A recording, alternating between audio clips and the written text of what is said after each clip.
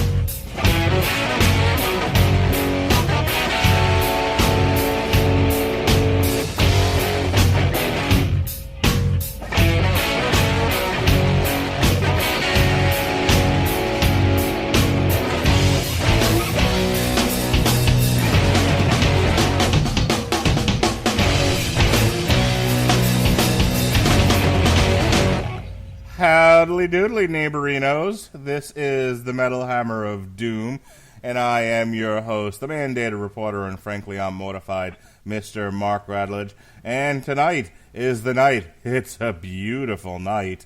We are reviewing Phoenix, Arizona metalcore band, or as they like to call it, purveyors of the Nedal music, Okilly Dokilly, their sophomore effort, Howdilly Twodilly. That's Twodilly, everybody. Two, get it?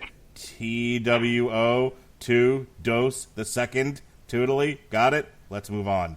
Joining me tonight is a panel of Simpson experts and Jesse Starcher. Hello, Jesse. Well, you got that right.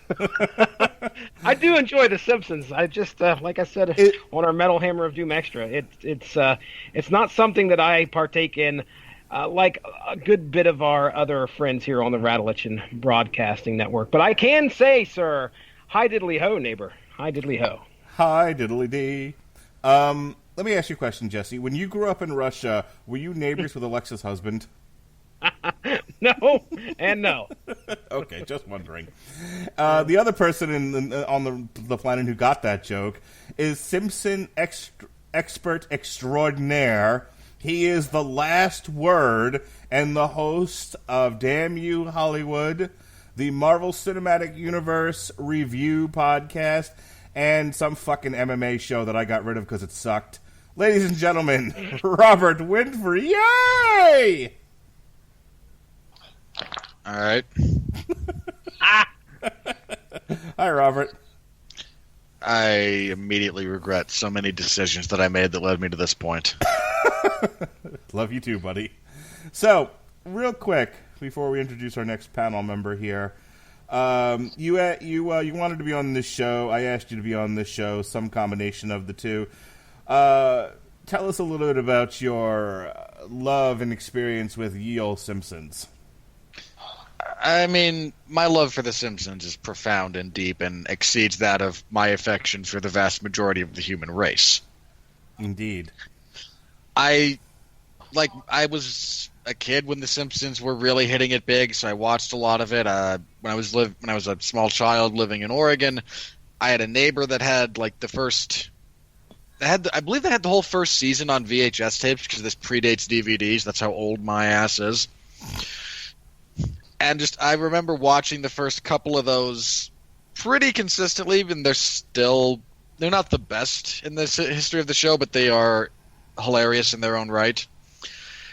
And when I was horribly depressed going through high school and a little bit of post-high school, there was just an hour block of The Simpsons that my local Fox station would run every night. I think they had one from like 6 to 7 and then one from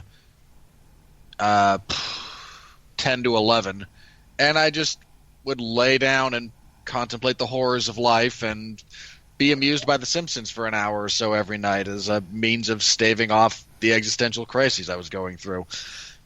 So I've seen a lot of Simpsons, I've memorized a lot of Simpsons, and I'm perfectly content to be here and, provide my portion of the trivia and talk about some, because there's some darn good moments that these guys have chosen to make music out of, and I use music in a little bit of air quotes here. No, this isn't TV Party Tonight. This is the Metal Hammer of Doom. In 50 words or less, what kind of metal do you tend to listen to? What do you gravitate towards? Oh, power, a little bit of speed, symphonic, I think are kind of the main ones. So stuff like Sabaton, Lordy, Gwar, Manowar, So no Dragon metal, Force. You're not really into the metalcore? Not really. That's Good. anything that has. If the lyrics are 50% or more that kind of like growl scream, it's just not my thing. All right, well, we'll see then how you like this album. I've already listened to it all. I know what's up. I know what I'm getting into. Okay. You don't mind letting me do my show, do you? I mean, I kind of do, but, All right, and joining us, he's back and better than ever. Ladies and gentlemen, straight from the lows near you, it's the Metal Coop, Robert Cooper. How do you do, sir? Got a knack on making things better. Feels like 83 weeks has passed since he's last been on here. Yeah. Wasn't even a month. Wasn't it like not even a month? Oh, shut up. It took me a second. I'm like, wait a minute, it hasn't been that long. Catch it before it goes over your head, Robert. Hey, speaking of which, you still got a girlfriend, or she break up with you yet? Oh, no, we did all the stuff. It was fun. It's good. She's listening to this, or she will be. Mm-hmm. And I just told her, I just announced from the rooftops I had the sexual intercourse, so she's holy like, cool. shit. You had the sexual event like a Mocklin? Don't worry. First time, wrong hole. Nice! Yeah. Did you tell her right hole, wrong attitude? Oh, boy. No, that's funny. And then the best thing ever was right at the finale. Stop the eating your microphone. if you will. Stop eating the microphone. Okay, hold on. Is that better? That's better, sir. Well, because it's funny, because I'm like on my cell phone, and I'm not used to having any sort of audio quality on my cell phone. Okay, well, do me a favor. Don't put the cell phone in your mouth, okay? Like this? Just like that, baby. Just like that. Okay. Yeah, but no, my alarm went off, which was garbage day, from Silent Night, Deadly Night 2. Okay. Everybody seen that great movie? So your It's a alarm, classic. your My alarm. alarm, at the finale, and it just yelled "Garbage Day" over and over on a loop. Wherever you have your phone right now, don't move it. Yeah, I have it like, I don't know, about 9-10 inches away from me, so it's all right. Great. Keep it large penis length away from you. Yeah. Do I just have my mouth open the whole time? I don't really know how to act around those things. Just think of a huge black dick and keep it that far away. You got it? Well, that's good. Winfree, Shaft is should coming we just out. go ahead and get out of here, Winfree, right now? I mean, this is Like I said, Shaft is coming out soon. I should know exactly how this works. Jesse, why are you acting like this isn't how this show normally goes? Every time I show up, it's really uncomfortable. It's kind of like a pedophile at a family reunion. Yeah. All right. I think that's enough for introductions. What do you think, Jesse? Oh, please move on with the show. I'm ready. All right. Ladies and gentlemen, we're going to get some re-education on. This was actually the first single off this album, Howdilly Twodilly. They made a video for it. We did a Metal Hammer of Doom extra on it. We're going to hear it again. Here we fucking go. This is Okilly Dokilly, Howdilly Twodilly. Get your re-education on.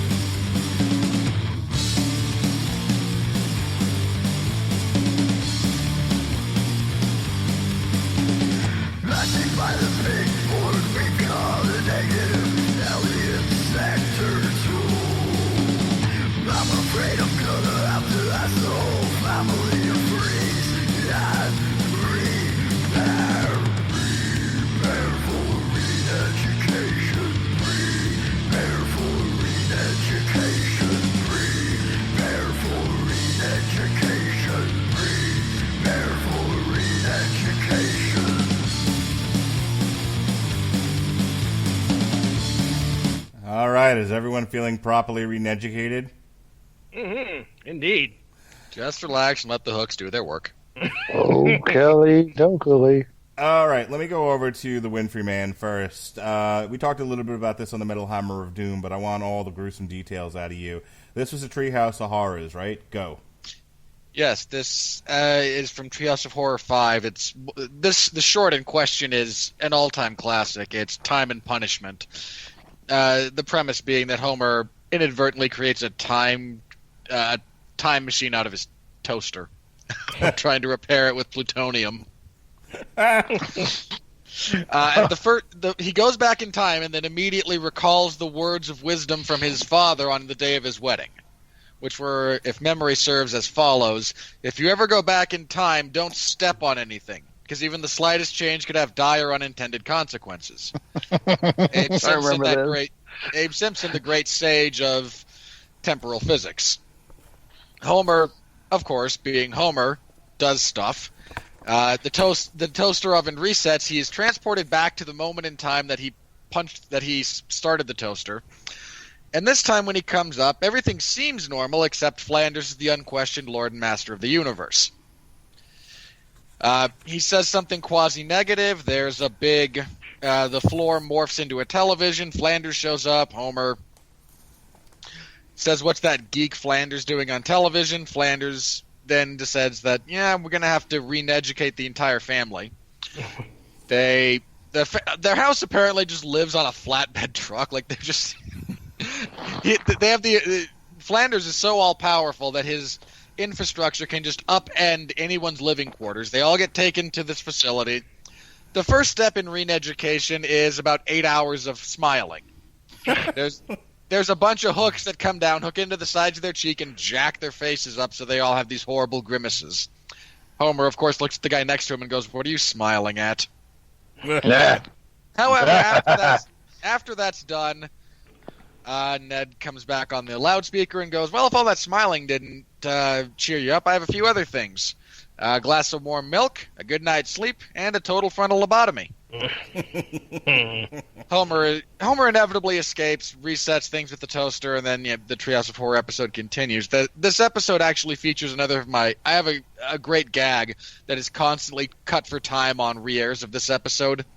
When Homer's escaping, there's a bunch of attack dogs after him, and they're running him down, and he's desperate to try and figure out a way to get by them, and he pulls a string of sausages out of his pocket.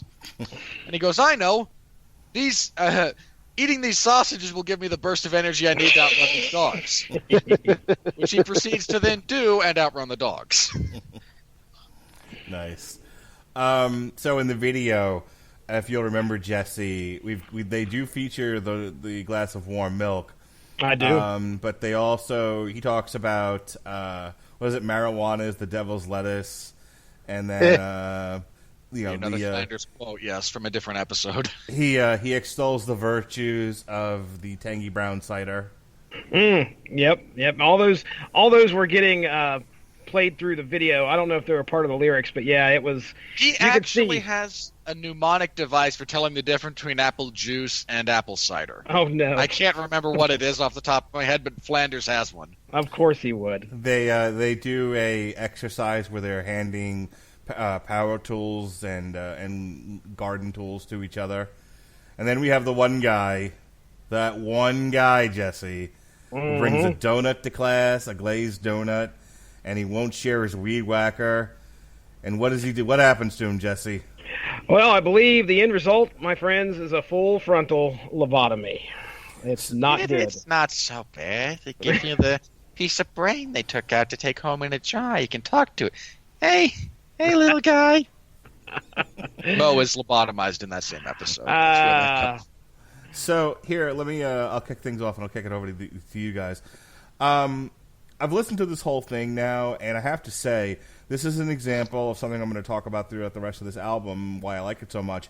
This is rhythmically a lot more exciting, a lot more energetic, a lot different. Sound like my kids.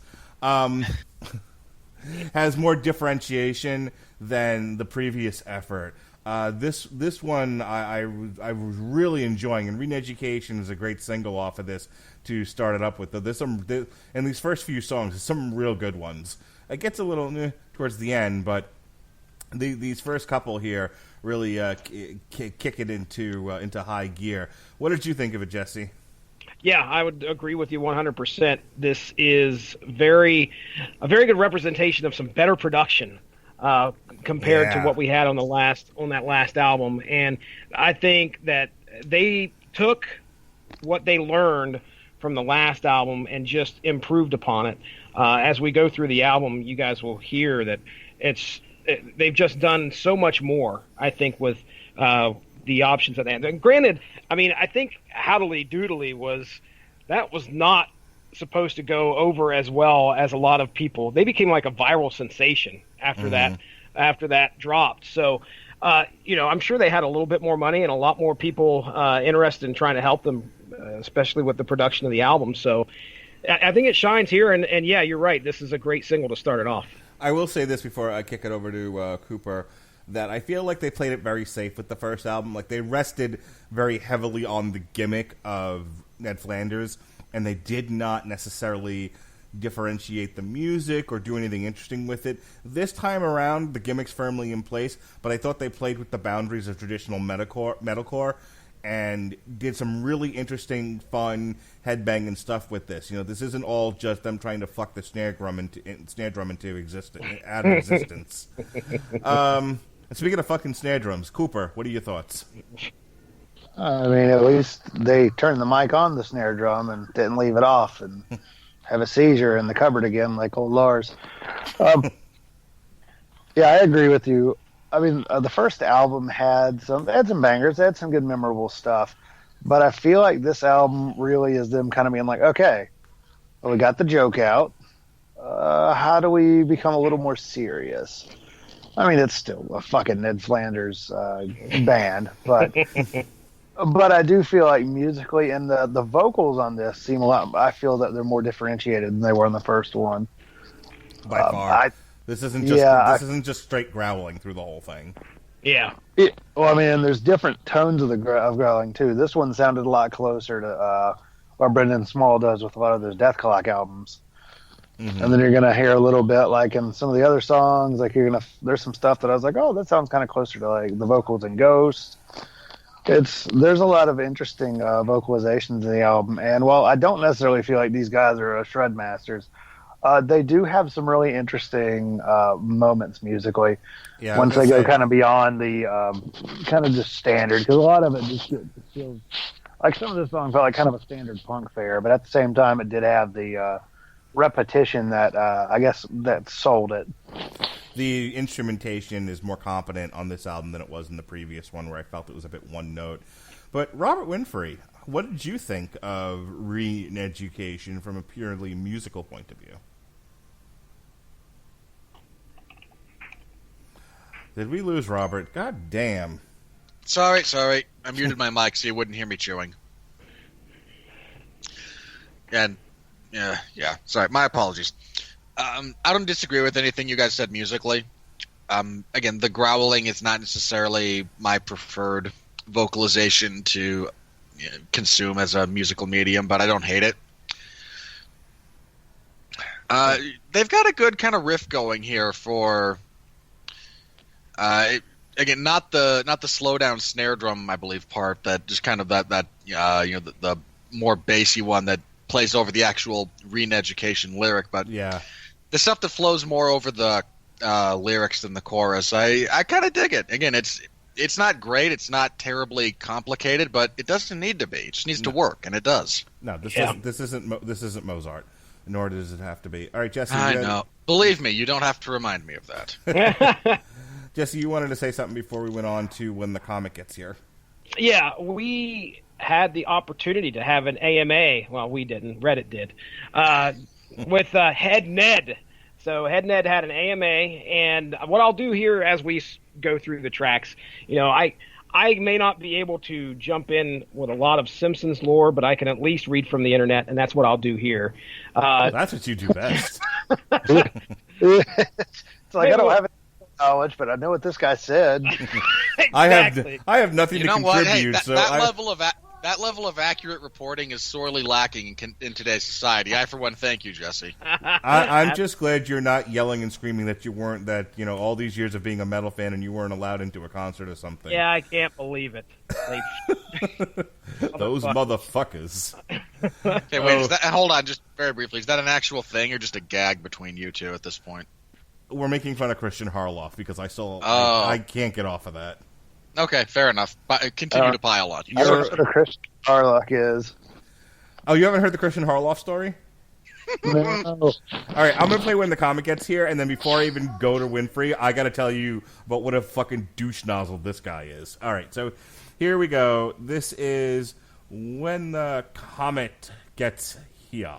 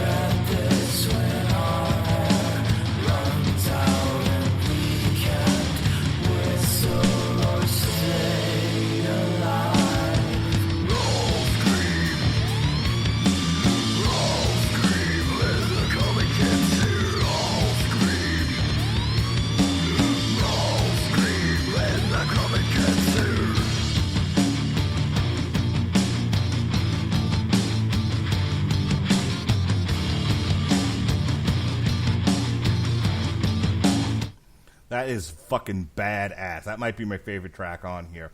When the comet gets here. All right, story time, children. Gather round. So, are you familiar with Collider, Cooper? The website? Yeah, Collider? I am. Okay. So, Not the Megadeth album.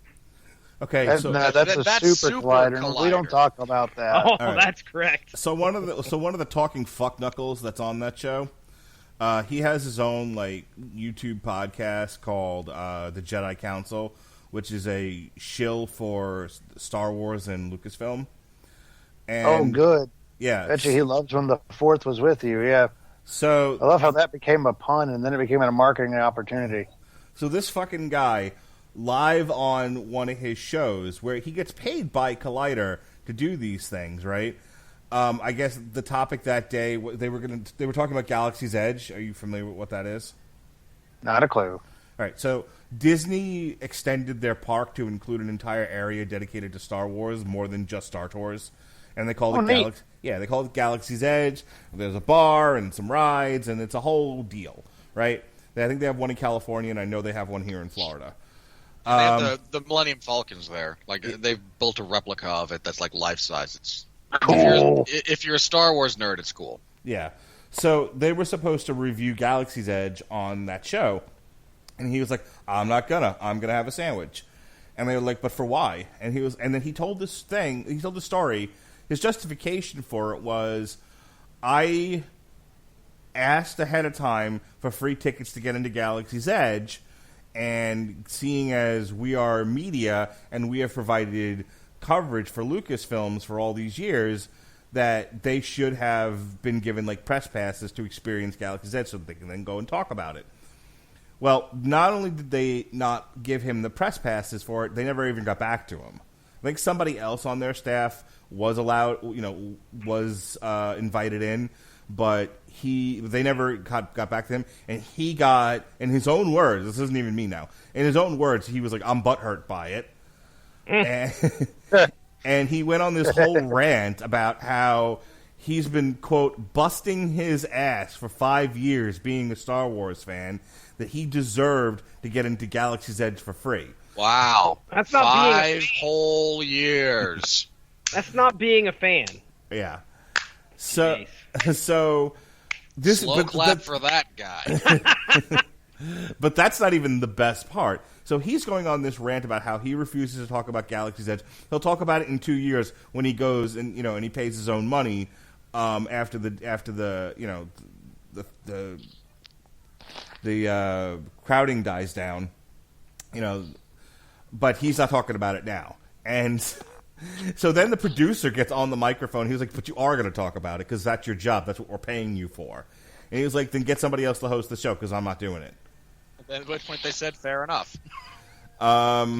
He then like a day later or whatever came back on and apologized and said that it was a bit, and and he just made up all these excuses for it. Well, I only found a bit. You just they called your bluff about getting somebody else to host the show, and you backpedaled in a hurry. Yeah.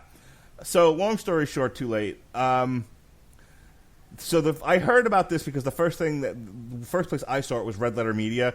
They just had Rich Evans reacting to the video, which of course he laughed at and just thought it was the funniest thing ever. The next thing I saw was a deluge, a cottage industry, if you will, of reaction videos to this fucking idiot and explanations as to what happened. And then lastly, the most recent episode of Half in the Bag, they covered Dark Phoenix and Godzilla. And the whole beginning of the bit is them mocking him, but their own way. Like the whole. If you've never seen Half in the Bag, they play VCR repairmen who review movies, and so Mike goes on this whole rant about how he's pissed that they weren't allowed into the VCR Hall of Fame after fixing VCRs for X amount of years. Wah wah, and he actually says on camera, "Have we done this bit long enough?" So, all right. When the comic gets here, Winfree, hit it.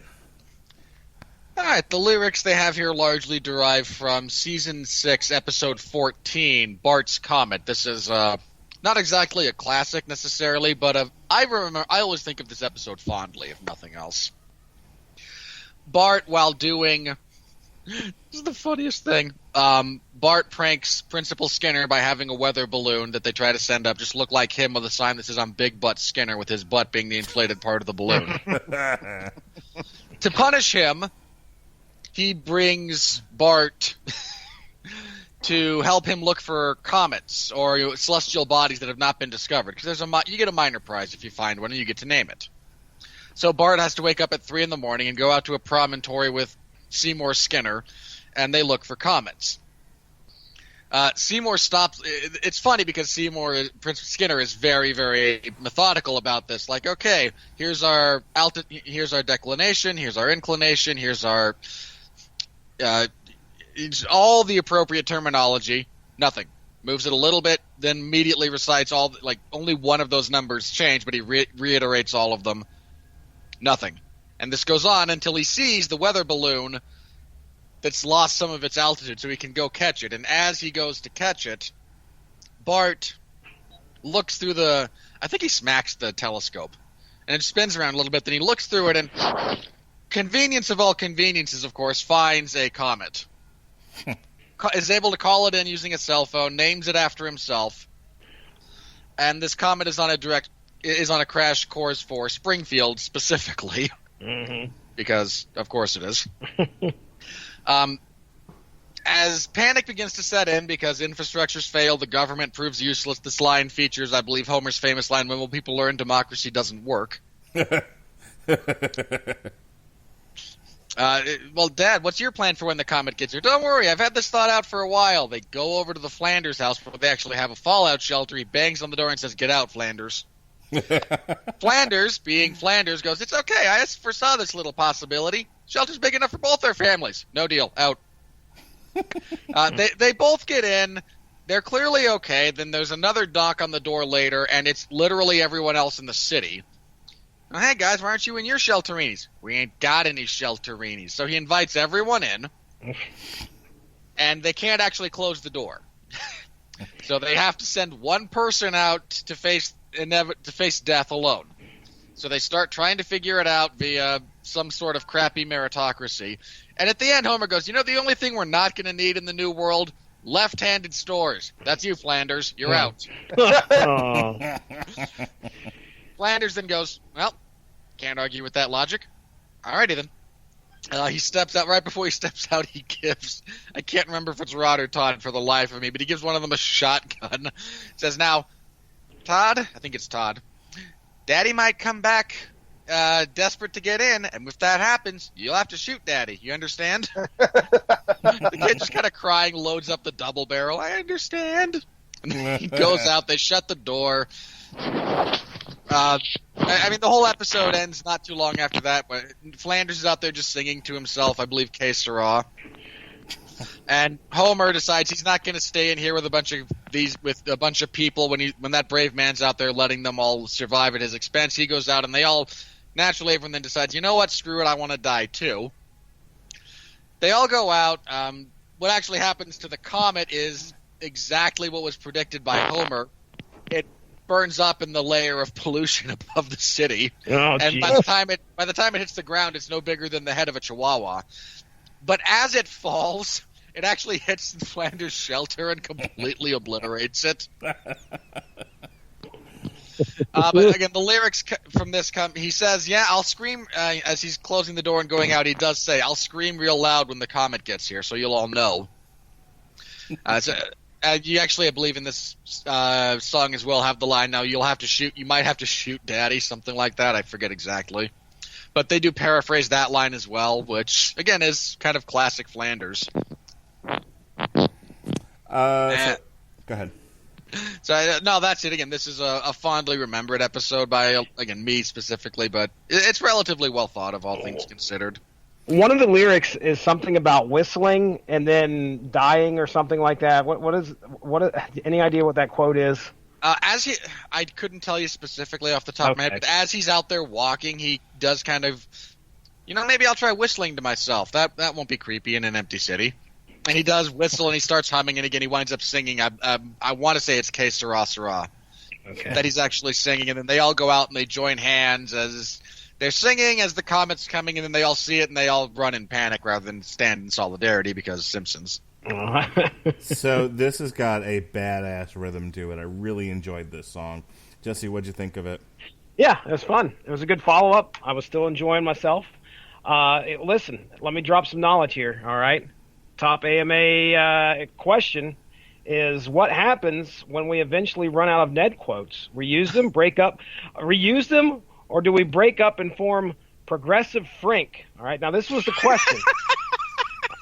Now somebody's going to have to explain that to me, but Head Ned replied, "Oh man, Progressive Frink, that's gold. We have a couple band ideas if needed. Motown, all the greatest Propane and Discomfort, the King of the Hill death metal band. Bite My Shiny Death Metal, a Bender quote band that is at least 75% metal." So what in the hell is Frink? Those are so great. I love that man so much for all those answers. Professor Frink, he'll make you... Wait. Professor Frink, he'll make you something, he'll make you think. Remember what it is? What is it? I think it's Make You Laugh, He'll Make You Think. He tries to sing his own theme song during the episode, 32 Short Stories About Springfield. But he'll never be better than some folks will never, some folks will like Cletus, the slack-jawed yokel. Go ahead. My favorite of the different ones they say Cletus will do is eat a skunk. Some folk will never most folk will never eat a skunk, but then again, some folk will like Cletus, the slack-jawed yokel. Professor Frink is the guy who sounds like Jerry Lewis. He is he's the professor. Oh. That taller head, glasses. Yep. I guarantee if you saw a picture of him, you'd know who he was. So back during the attitude. What did he say? I don't know. He's on 45 for some odd reason. Get back to 33. That's a record joke, everybody. There was I remember there was one episode of Raw during the Attitude Era. Something really was there? Something having to do with Al Snow and Mick Foley, and my friend just busted out with, "Some folks will never be hardcore." Then again, some folks will like Al Snow, the hardcore yokel. Pretty good. Yeah, and not good. At all inaccurate. Yeah, I laughed pretty hard at that. My buddy Chuck was very quick-witted. All right, anything else there, Jesse? No, go ahead. Mushmouth, you got anything? Wasn't that bad? Damn. It's horrible. Would you please get your phone out of your underwear? I had it against my shirt, that's all. Oh. I didn't realize how badly it would affect the audio quality. Is it any better? It's worse, dude. I don't know what you're doing. Oh. But how did you do this? I mean, I'm concerned. I think the storm picked up and I have T-Mobile as a provider. Okay. Is that any better? A little bit better. It's good enough. Quick, 50 words or less on this song. Go. Not eat it distance. This is the same distance I had when I was eating the damn thing. Anywho, it was a song. I enjoyed it. Like, honestly, Winfree explaining it was more enjoyable. Okay. No, you're done. We're moving on. The next one is called Murder House.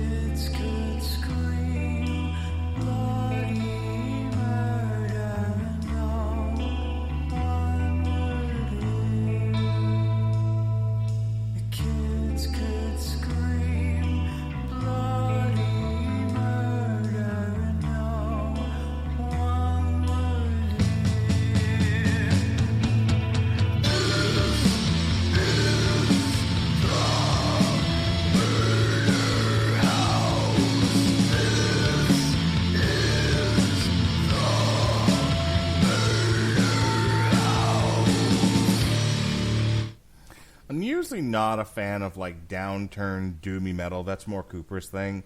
But I have to say, there's something about the production of it on this album, and what they're doing, specifically how they're using it for each song, that I'm kind of digging. Like, again, that a song with that tempo, I wouldn't normally enjoy, but I found myself digging that one. So what's the Moida House all about, Winfree? It's Moida! Right, Jesse? Moidas! It's Moida. First of all, I agree with you musically. I can kind of sit there and, bang my head a little bit to that one as it goes along. And I'm not normally into that kind of music, but it works here. This one works. I especially like the drum work, but the quotes that are used in this one primarily, I believe, almost entirely, come from Season 9, Episode 9, Realty Bites. Marge becomes a realtor. I forget the premise of that. Forgive me. And Lionel Hutz convinces her to do it, and she becomes a realtor and is feeling great, and then, oh, and by the way, if you don't sell a house in your first week, you're fired. Because, seriously, realty is a terrible business. So she's trying to sell different houses, and Marge is just too darn honest. She can't lie to people to sell the house. This features one of the best Lionel Hutz lines ever. Marge, there's the truth. Frowny face shakes his head. And the truth. Big smile and nod. So she tries to sell Flanders in particular a house, and she keeps trying, and every house that she shows him, he's willing to buy. And then she winds up going, no, but there's this problem with it, or it's too small, it's, it's not a fixer-upper, it's run down, that kind of thing. And then they get to the house in question, which Marge very recently found out is, in fact, the home that hosted a notorious murder in the city of Springfield. And she is able to sell the house to Ned, and she bites her tongue and doesn't tell them that there was a murder that took place here, which is actually illegal. You are legally required to disclose that. But Marge is now worried that Flanders, like the previous occupant, is going to snap and murder his family, whatever. And this leads to a bunch of lines of dialogue that are only bizarre when viewed through the lens that Marge and therefore the audience has. Stuff like, we just want to get to our new home and rest in peace because they're just moving and it's late at night. Wow, look at this house, kid. It's big and the acoustics are so interesting. You could scream bloody murder and no one would hear. So you get a lot of stuff like that. And they chose well as far as the lyrics, because I think this is one of the ones that Jesse was convinced came from a Treehouse of Horror episode, and it does not. Mm-hmm. Shame on you, Starcher.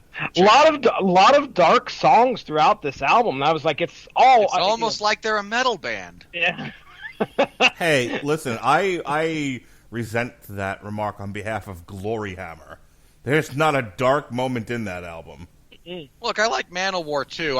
It's not all dark. I'm just really, come on, Jesse. You got to expect a little bit of the darkness and be surprised if it's not there, not the other way around.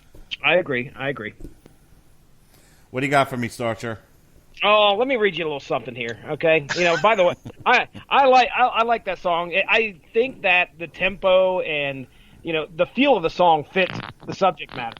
Okay. By the way, don't laugh at him, Winfree. Okay, because if he wasn't reading off an AMA, I'd be either getting a list or Angry Metal Guy or some other weird thing that he brings on the show. That's what we pay him. Content. It's called content, you son of a bitch. I'm bringing it. Considering that Mark, right, content with it. I'm defending you. Considering that less than 24 hours ago, give or take, Mark made the mating call of a walrus to try and get me to do boxing commentary in the name of content.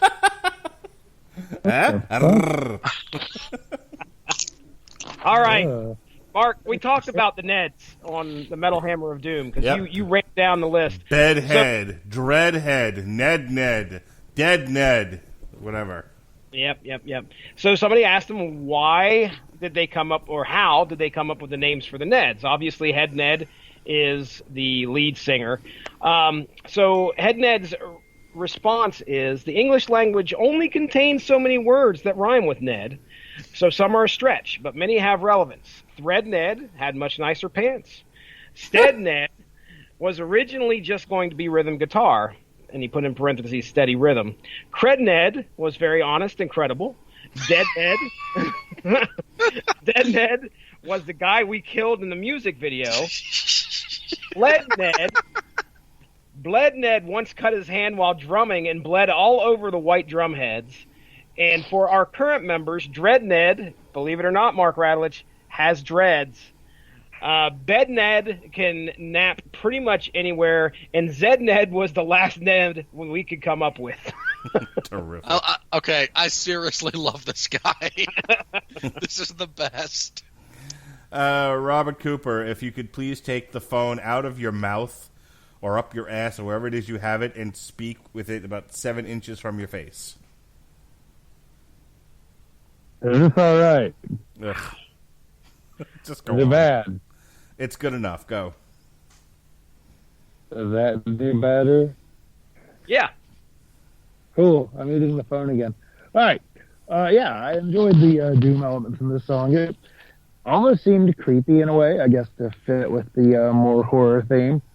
But yeah, I really felt like it helped continue the diversification of this album. I feel like this album's doing a really good job of legitimizing the band. Kind of like, I don't necessarily feel that I don't know if, I really don't know if even Austrian Death Machine got as diverse in their music. No, I think Austrian Death Machine was a much more competent band than this one. Okay. It's been a while since I've listened to them, so I'm not. Go I'm back not and listen to Total Brutal. Oh. Triple brutal. Or double. Or double. Get to the chopper! All right, let's move on here. We are all very talky people, and we're going to be here till midnight if we keep going at this pace. So, There's medleys. Medleys can be had. No, but then Robert's going to spend the next hour explaining like 3 different episodes, so I don't want to do it that way. All right, so here we go. Yo, this is the scenario. This is I Can't, It's a Geo.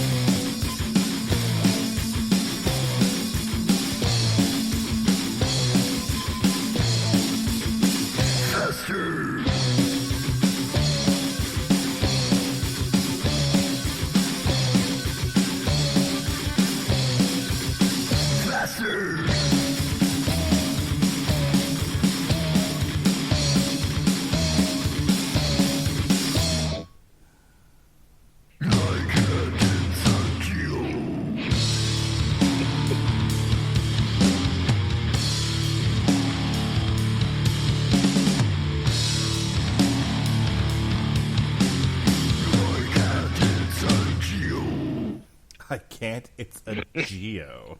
This is my favorite one off of here. It's what, like a minute and a half?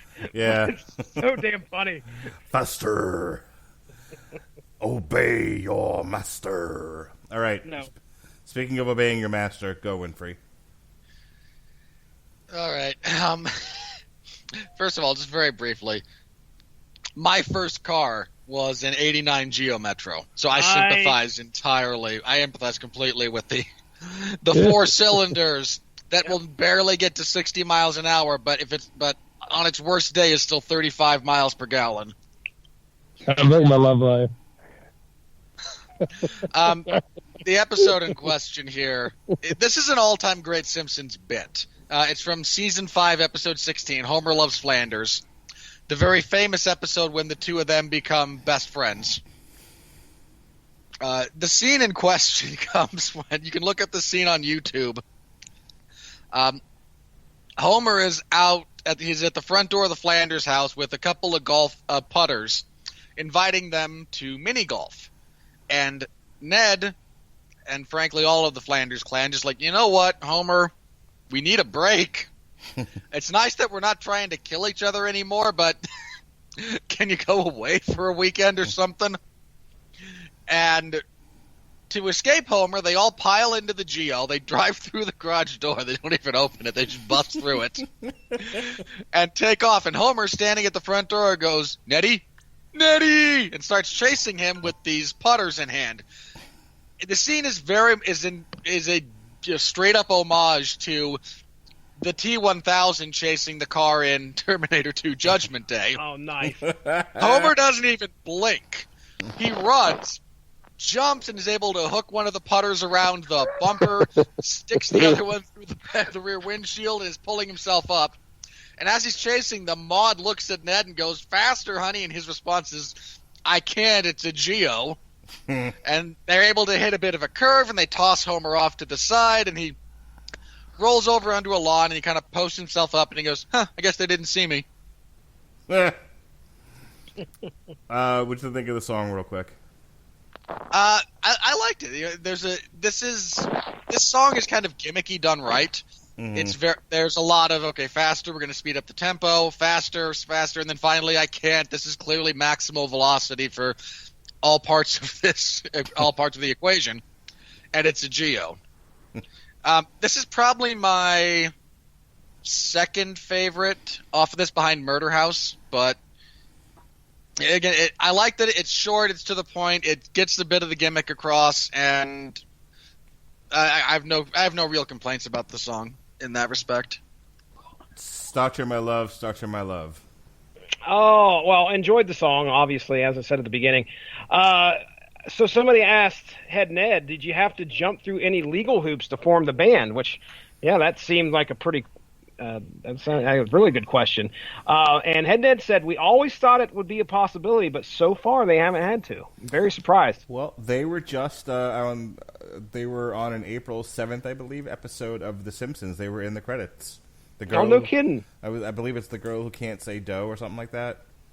I just had it up in the wiki, but yeah, they were in the credits of a recent Simpsons episode. So that's big time, in my opinion. That's big time. I'm guessing at one point Fox was just like, let them have their fun. It's fine. Now The Simpsons is owned by Disney, and I'm pretty sure they're all getting sued. Because Disney. Probably. I actually would kind of doubt that. I mean, look, just because the Simpsons fan base loves this kind of crap. Mm-hmm. And I say this as a proud member of the Simpsons fan base. I love this kind of crap. I love that there's an actual Duff brewery in Argentina. That's been under lawsuit for since its inception. You have no idea how much I want to go see Okilly Dokilly touring with Max Sabbath, because they're coming to Tampa. Oh, wow. But I don't know if I'm going to make it to that one, given my my stuff that's going on. But I swear to God, if I can get to Max Sabbath and Okilly Dokilly, I will be there. All right, Cooper, go. Nope. Try again. Nope. Your microphone hates you, dude. Like back? It's rough. Okay, which way do I need to go?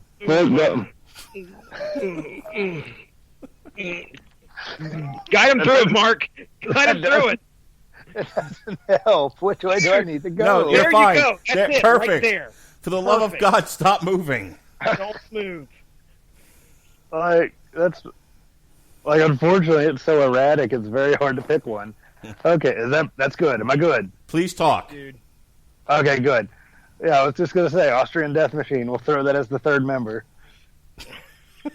Even though I don't know if they've got over the whole Tim Lambesis got out of jail, but he still tried to kill his wife thing. I forgot about that. What did you think of the song? How could you? It was great. He tried to hire a guy at the gym to do it. Oh no, I remember the story now that you mentioned it, but I spent a lot of time thinking about the fate of Tim Lambesis. Yeah, but honestly, this song was a great A plus use of gimmick. Is perfect. It's gimmicky, but it's fun, and it's a good reference. This song's perfect. Honestly, if I were still 16 and the only way I could listen to all of my music on the computer was to burn them on an 80-minute CD, this would be definitely a filler somewhere in between. Yeah, it's a good one. All right, this next one is called Bulletproof Glass.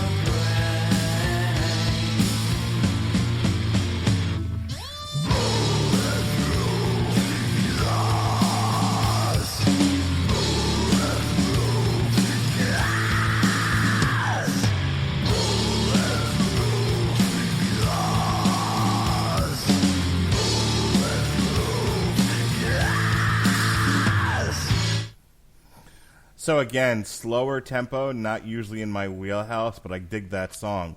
Robert Winfree, give me the Dirty Nuggets. Ugh.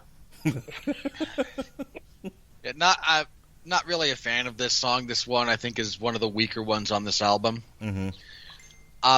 The interaction itself is a surprisingly obscure one that I'm amazed I remembered off the top of my head. It took me forever to find the specific episode, but I remembered it. I remembered the gist of it.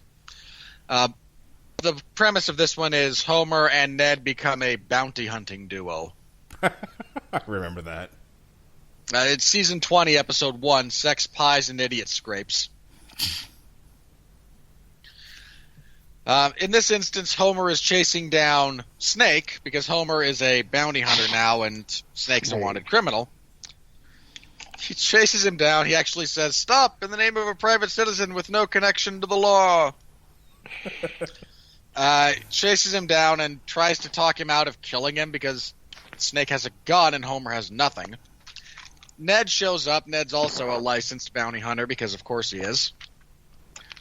And he kind of taunts Snake and essentially baits him into shooting. But as he fires, there were a couple of workmen holding up a sheet of bulletproof glass over the end of the alley. The bullet hits the glass, ricochets back, and hits Snake. And they decide to form a duo after that, and it ends with them stuck in concrete together, and Ned literally reciting the Bible verse by verse, and Homer deciding, you know what, you can take me to jail as long as you make it life. Jesse, what you got for me? Yeah, I'm in agreement there with it being one of the weaker ones off of here. No, you're both wrong.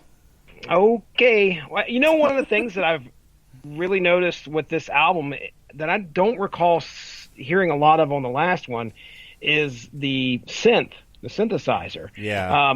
It seems to be more prominent here, and I think it fits well.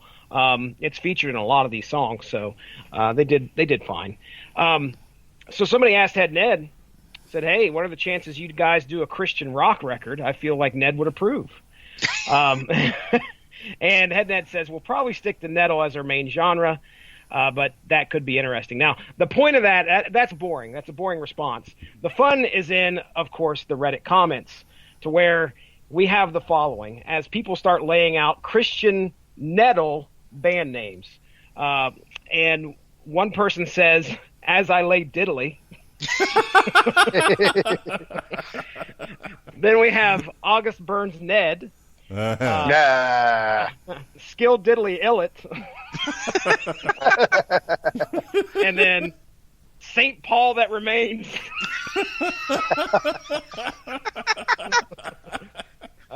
Good stuff there. Good stuff. All right, you, Mushmouth, go. No,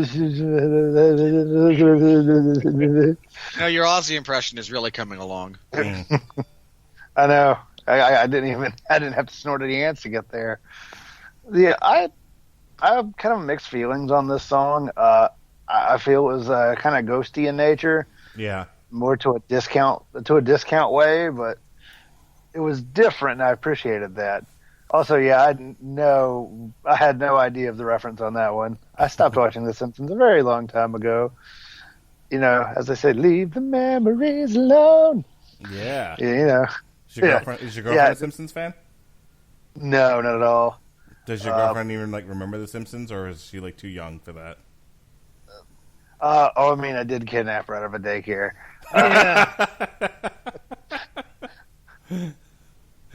I made the joke today that I once told a customer that I looked like a serial killer, and he said, "No, you look more like a pedophile." Terrific. All right, let's move this along. This next one is called Claw My Eyes Out.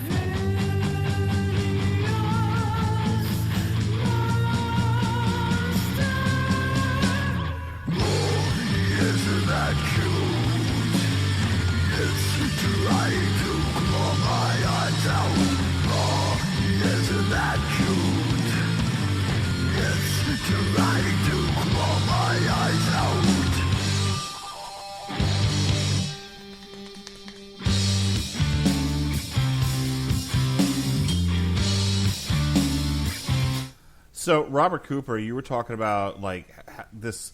Some of this album has a kind of an off-brand resemblance to Ghost, and I'll tell you, "Claw My Eyes Out" is probably the most Ghost song on here by far.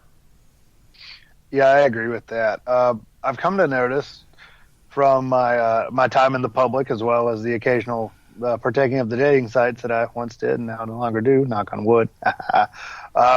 Yeah, Ghost is really in vogue. Like I called it, they've pretty much moved to the top of my quote unquote girlfriend metal What list. the fuck is that, dude? Girlfriend metal. It is in my. I've always used it to describe bands. Hang on. Is girlfriend metal what I had to experience on Sunday when my wife dragged me to Hootie and the Blowfish? Oh, That is far from metal, sir. what the fuck? Jesse, did you see the videos I is sent that black you? metal? Hey. No? No, he's making a racial joke. Jesse, did The you lead see... singer of Hootie and the Blowfish is black, Jesse. Thanks, Winfree. Waka Waka. And it is that level of humor that you can come to expect on the Rattlegion Broadcasting Network. That was perfect. That really was. Fucking perfect. Jesse, did you see the videos I sent you? One of the bare naked ladies doing a whole lot of love, and then No. the fucking rap medley from Hootie and the Blowfish. No, I haven't No. watched them. I saw you send them to me, but I haven't had a chance to watch them, though. Oh my Amazing god, stuff. I almost want to play him on this show, but I don't want to be up till midnight. So real quick to the Roberts, Bare Naked Ladies opened up for Hootie and the Blowfish on what they called the group therapy tour, and Because you're all going to need it after that concert. Yeah, you you're ain't kidding. poor So husbands. the sing, In fair, I actually do kind of enjoy some of the Bare Naked Ladies stuff. No, yeah. If I'm being fair, it's all kind of fun music, but so the drummer and the singer switched places. The singer got behind the drum set, and they did a cover of "Whole Lotta Love" to end their set. And I'm not kidding. Fucking YouTube this. The singer of the Bare Naked Ladies sounds. I'm gonna get this right tonight. Sounds just like Robert Plant. It's unreal.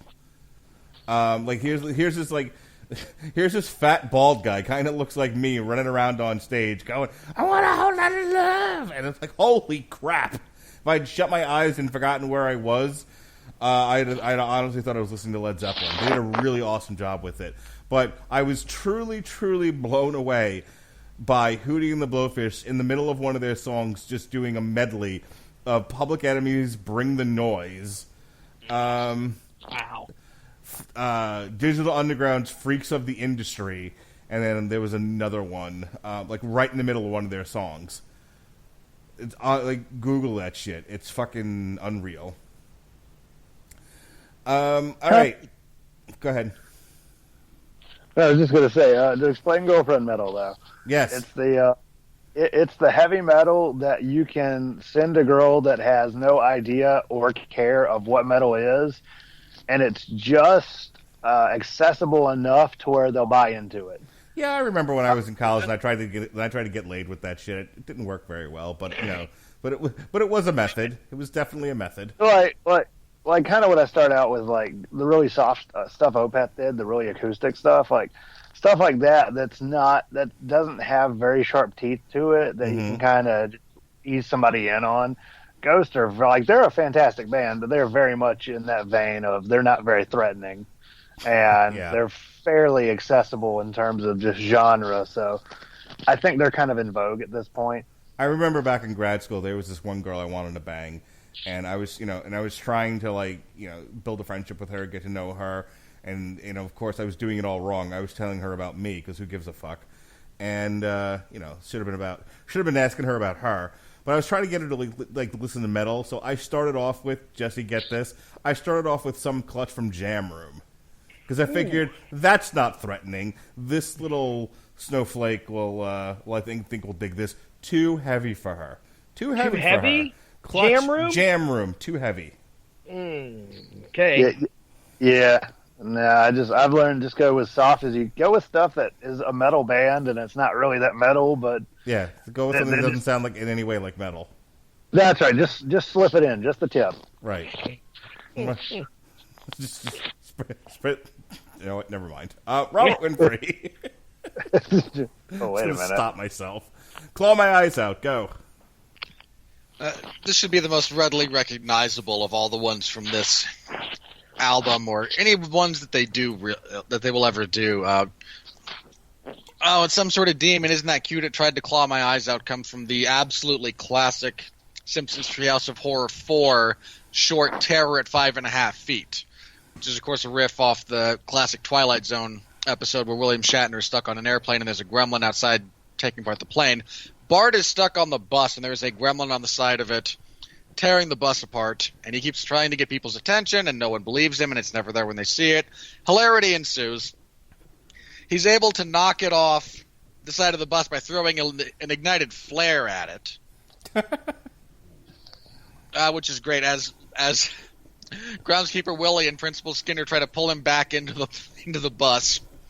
Skinner implores Willie to pull, and Willie, in classic Willie fashion, replies, "I'm doing all the pulling, you blouse-wearing poodle walker." Anyway, the gremlin is knocked off. Flanders sees it and stops to pick it up because he's Ned Flanders. He wraps it in a blanket. He looks at, it's some sort of horrible demon monster. Wraps it in a blanket, tries to warm it up. It slashes at him. He dodges, and he goes, "Oh, isn't that cute? He tried to claw my eyes out." This plays off at the end of the short when Bart, being confined to an asylum, just happy to get some rest, sees the gremlin pop up outside of the window on the back of the ambulance, and it's holding the severed head of Ned Flanders, who goes, "Howdilly ho, Bart."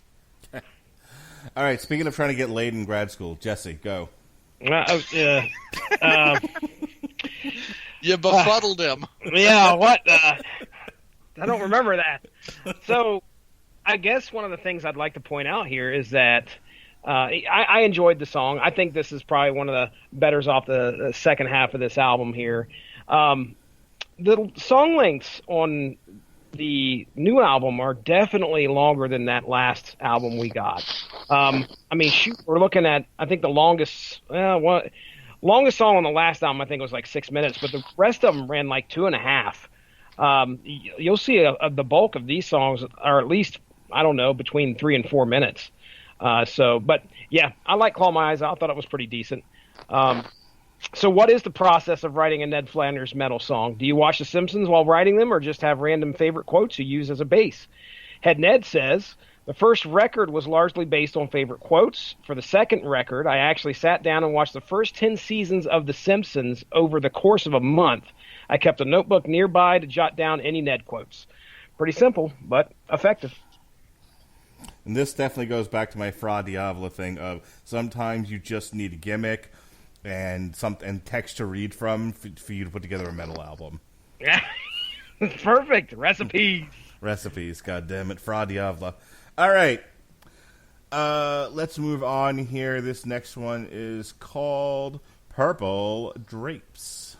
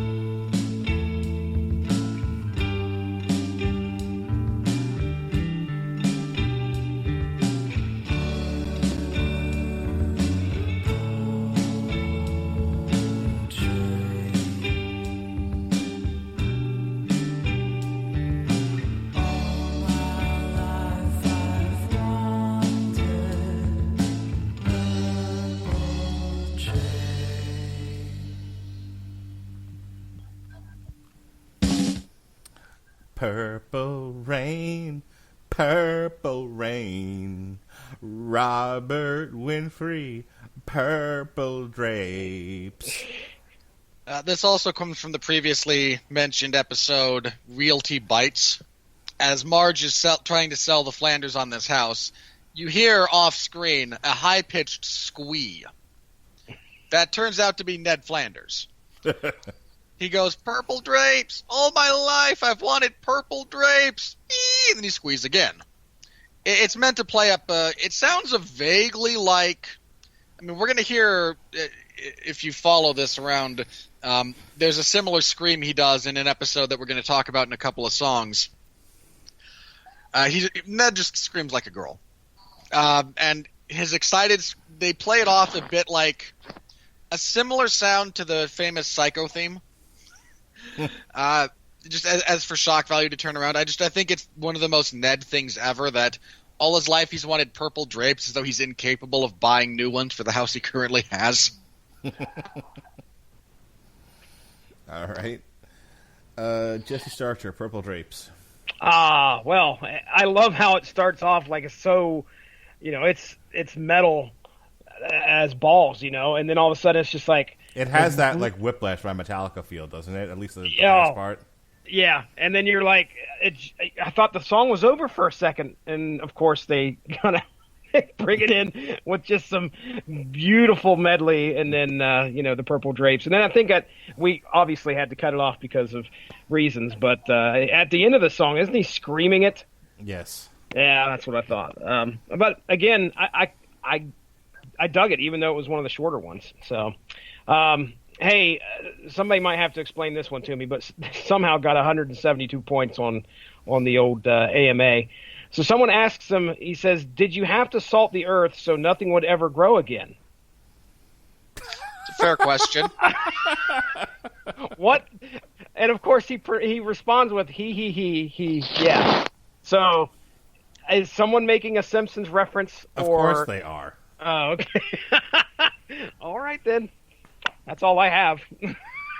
You want to give 50 words or less on salting the earth? Because I vaguely remember that. Give me a second. I'm trying to remember the specifics of the episode. It's season 11, episode 11, Faith Off. I believe this is the episode where... Oh, God, I can't remember the specifics. I remember the scene. The scene in question, Homer's trying to make a float for a parade.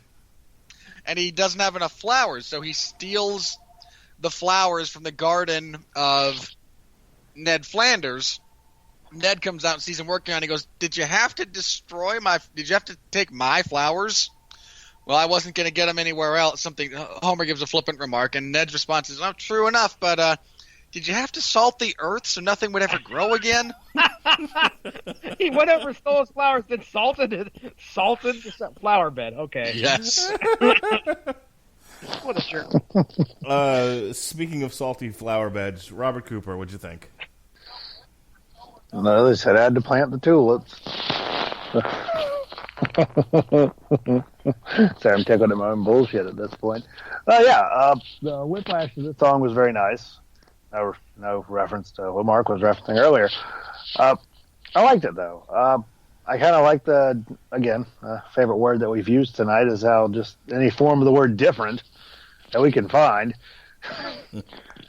Yeah, I mean, I just enjoyed how really different this song was compared to the other ones. It's neat. It is neat. All right, we are getting to the last four here. Going to barrel through these. This next one's called Here's Pasta Noose from De La Soul. No, just kidding. Here's the Noose.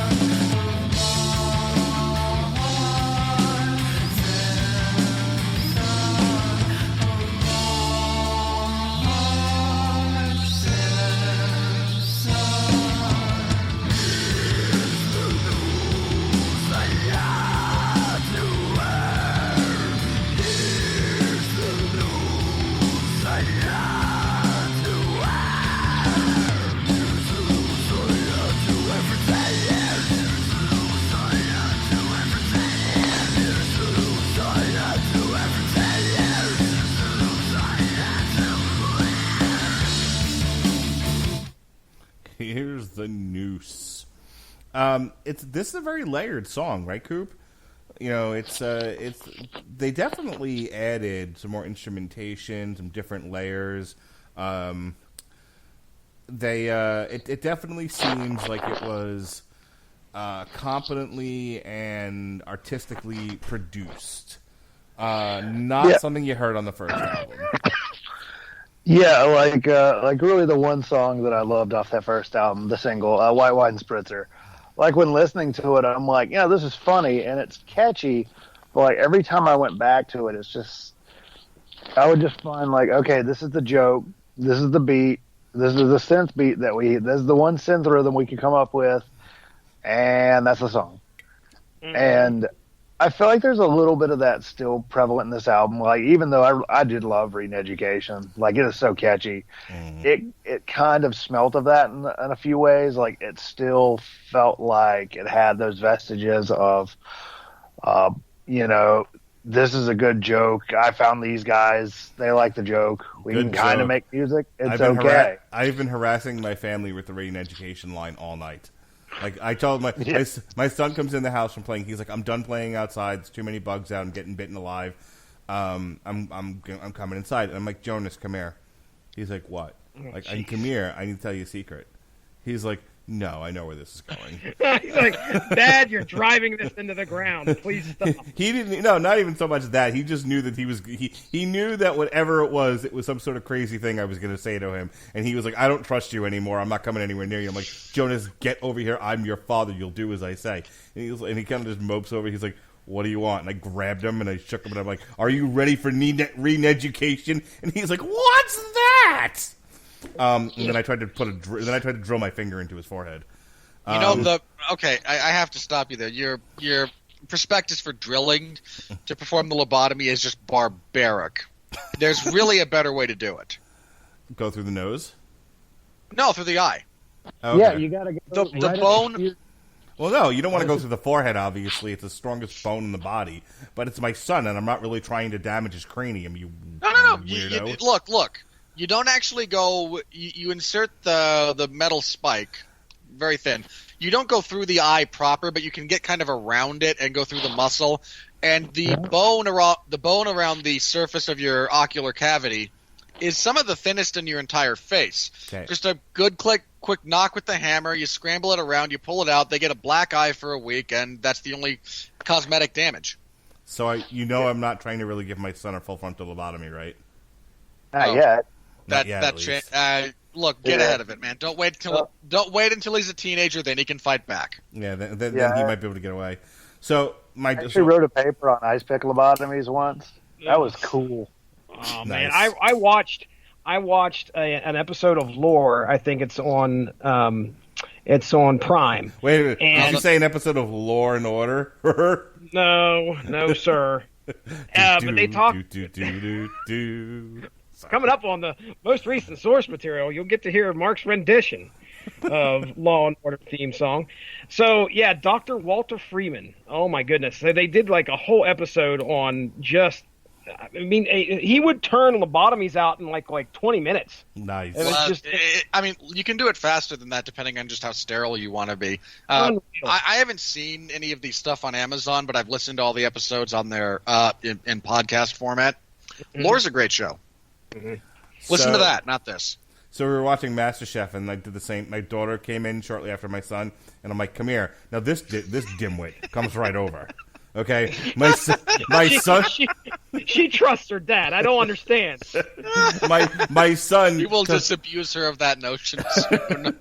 My son, completely sketched, just does not trust me one single bit, and was wise not to. My daughter, dumb as shit, walked right over to me, and I grabbed her and I went, prepare for, and she's like, "Stop it! You're scaring me." And I'm like, "You're too easy."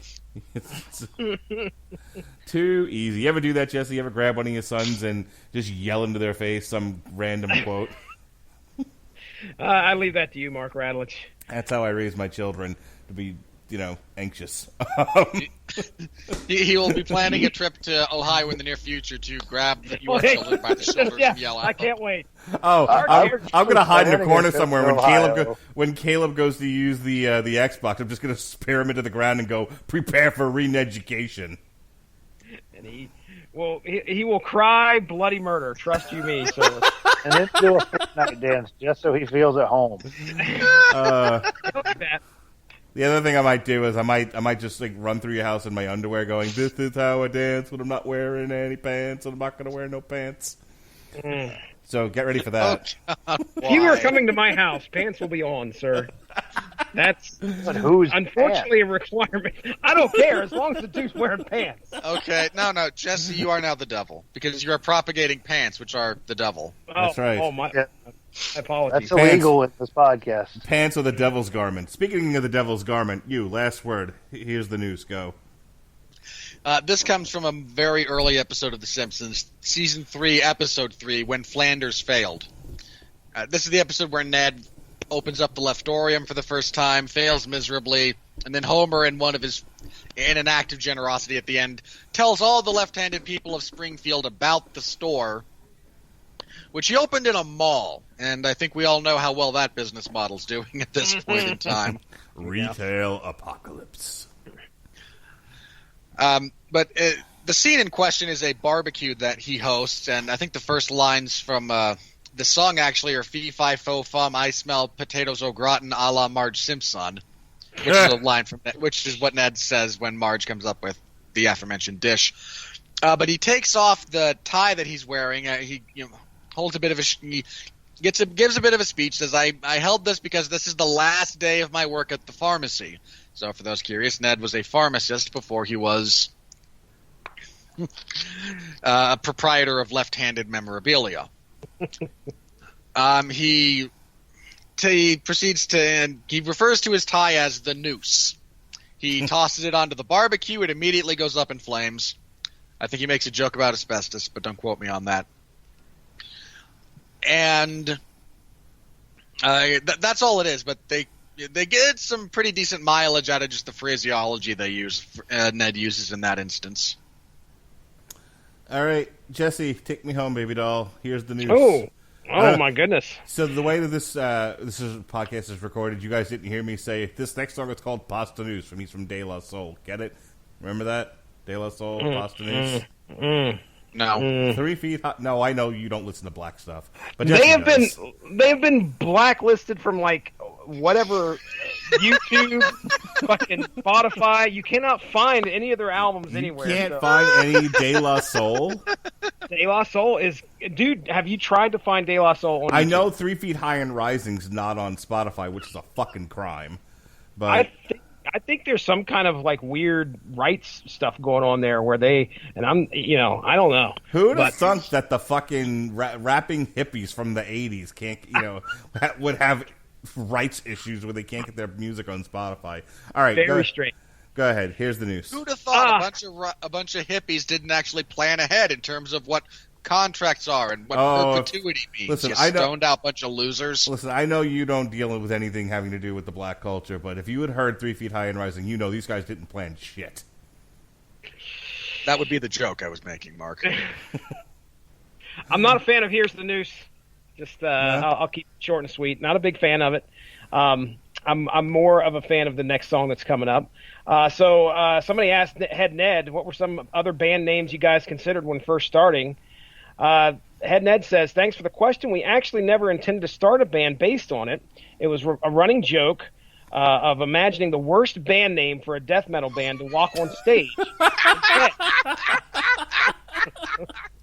Well, we now know who Robert Winfree's new hero is. I love this guy so much.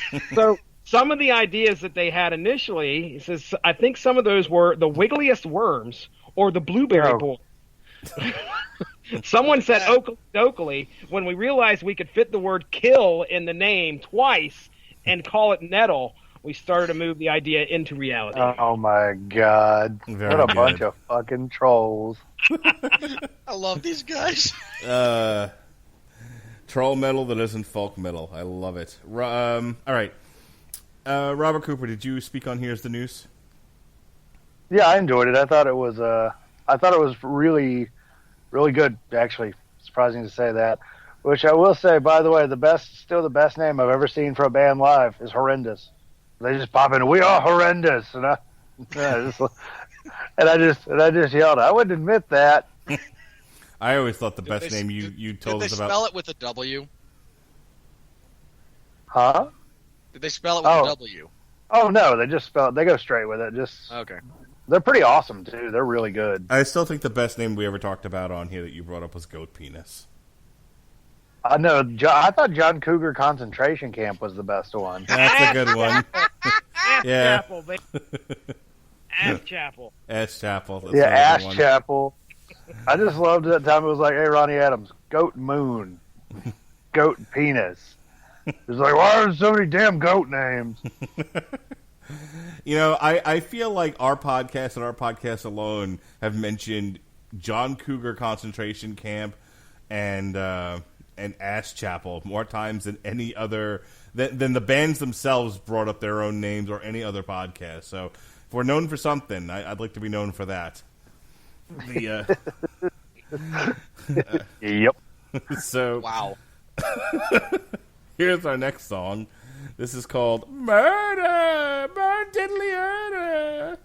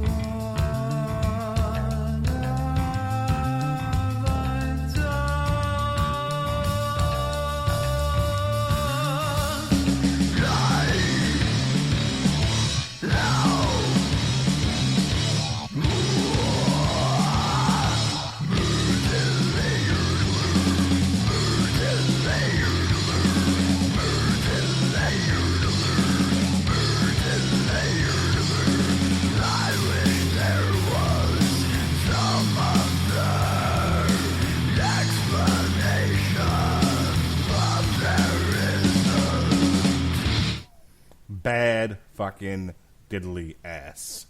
Murd diddly erderer. Good stuff. I agree 100%. I think this is my favorite song off the back half of this album here. By far. You know, one of the things that I've noticed, and I wanted to revisit their first album just so I could really do a good job comparing. But we got a good mix of clean and harsh in most of this album. I don't remember that happening. What a great use of the single bass in that one. Oh, yeah, dude. It stands out so, I mean, just unreal. Yeah. It's good. Tell us about Boy Diddly Oida. You did that wrong. You improperly conjugated the verb, Mark. Do it again. Boy Diddly Oida. There we go. The line in question comes from Season 6, Episode 1, Bard of Darkness. The episode itself is a play on the Jimmy Stewart movie Rear Window. Bart breaks his leg at the beginning of summer vacation and spends it spying on the neighbors. He overhears and sees silhouettes in the Flanders house that leads him to believe Ned has murdered Maud. There's a few lines from this song that play into this. The opening one is Ned going, "Oh my God, I'm a murderer," and Bart, there's this great extended conversation that they don't know they're having. Bart goes, "That can't be right. That's not Flanders. I'm a diddly-urdler." Well, it's definitely Flanders.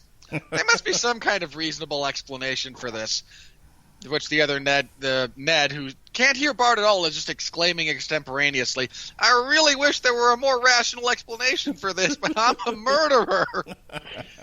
It turns out he just killed the Maud's, I believe, ficus, just a plant of some variety, and buried it in the backyard. It's a giant misunderstanding. But as they're going through the end, and they're kind of lining up all the pieces and how they got misinterpreted, Bart goes, well, what about that horrible girlish scream I heard? And Ned's immediate response is, that's a bit of a melon scratcher. I can't tell you. Then at that point, I believe it's Lou, the black cop, comes in with the disposed of tree. Chief, we found the body. And Ned then proceeds to scream like a girl. Oh, jeez. This has a pretty great Homer line in it, actually. As they're about to wrap that up, he goes, just a minute, Flanders. There's still the question of your missing wife. Maud had just been on vacation or something, and she's back, and she's literally standing next to him as he says this. She goes, I'm right here, Homer. And to which Homer responds, oh, well, I guess that just wraps up everything in a neat little package then, doesn't it? I meant that seriously. I know it kind of sounded sarcastic. That's good stuff. What did you think of the song? I love the bass, man. Like, that's a really great bass line they hit for especially at that intro. That is some great stuff. Yeah. All right, Cooper, I think wait, Jesse, was there anything else on this? Any AMA? No, I can give you another little AMA here. Someone asked them he says, are you the ones dressed in hazmat suits when you're setting up, or do you all have roadies? And Ned said, yes, they are the ones that wear the hazmat suits and bring in their own stuff. So they are their own rodeo active crew. Terrific.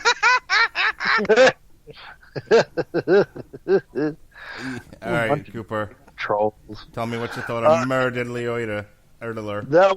That's a fucking killer bass line. Yeah. Like that melts my pantaloons. Mm-hmm. All right. Like that was it had a really good like kind of Tool vibe to it in terms of just that beginning bass. Yeah, and I normally fucking can't stand Tool, but I actually really enjoyed that. Yeah, I've never met anybody that hates Tool. Yeah, I like some Tool. Yeah, my girlfriend loves Tool. Well, you're both wrong. Well, I mean, that's fine. I really enjoy Tool, but we can't all. Listen, I'm not afraid to tell people when they're wrong. Your opinion's the wrong one. Speaking of the wrong one, this is the wrong God. Wrong one to fuck with.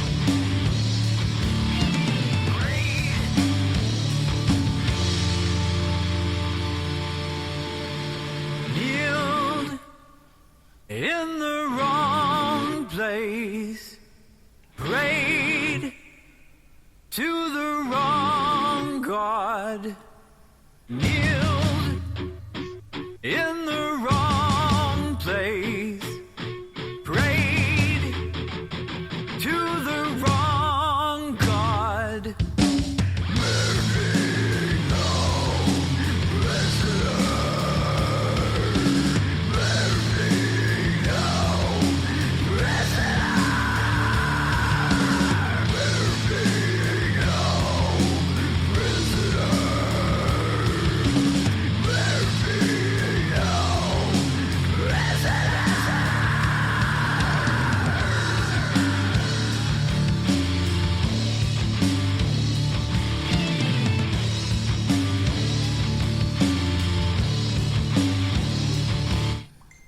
So, I've said it all before, but it bears repeating. Really, really good there. Very doomy.